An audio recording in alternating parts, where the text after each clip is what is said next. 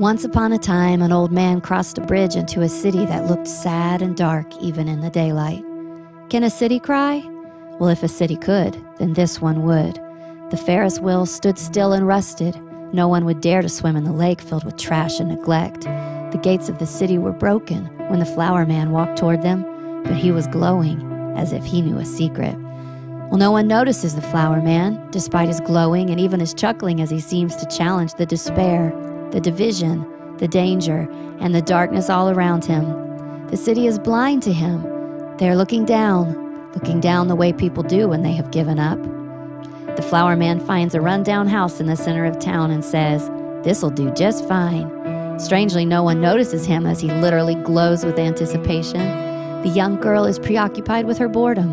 The man sits in a bath but never feels clean. The painter stares at the blank canvas. The elderly woman carries too much. The thief is plotting, and no one notices the flower man. No one except the little girl next door. The flower man sets to work, replacing brokenness with beauty. Two little girls are just in awe. A few adults who brave a glance are mostly cynical or even offended. Most of the folks from the sad city hurry by without even looking up. And then it happened. The moment the flower man knew would come, he knew it would change everything. Just as the thief was plotting to steal the beauty that the neighbors still didn't understand, the flower man gave it away, a gift so delicious that the little girl next door begged her mommy for one. The milkman was plain old shocked, but the artist was inspired. The flower man gets busy doing what he came to do, giving flowers away. The city seems to whisper and even shout, "Life is coming!" The streets are aglow with it. "Can it come to the fountain?" the little boy asks. "It is coming to my canvas," the artist declares. "It has come to my window?" the bathing man amuses. Despite the beauty all around, to some, life can be frightening. So the little girl next door says a quiet goodbye and is moved quickly away. But life makes the old woman smile, and the old man scratches his head. The mother prays, the beggar receives, and the thief weeps. Because life cannot be stolen, it can only be given away. The flower man has a cookout, and the streets turn into a block party. Dancing, music, laughter, and games. Loneliness is swallowed up by joy. The canvases are beautiful. The stories of the ancients are told. Intimacy is in the window, and the fountain is flowing again. Joy lights the night. Games and music fill the streets. Their hearts are pulsing with life.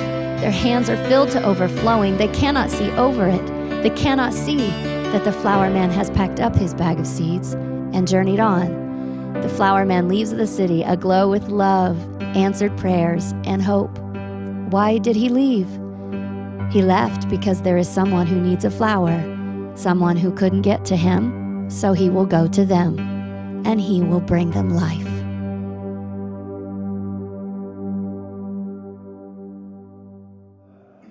I've been looking forward to and praying for this day for quite some time, specifically for this time, for about a month and a half or so, just praying on what is God wanting me to say and tell you, what is 2015 going to look like, and so I hope today will bring you lots of clarity and excitement and challenge, and I just want to open our time up with praying over this time and just asking Him to work and move and say what He wants to say.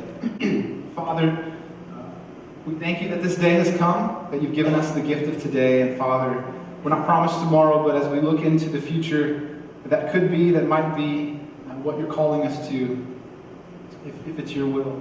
Father, help us to have the faith that we need to step into the future with confidence, not in us,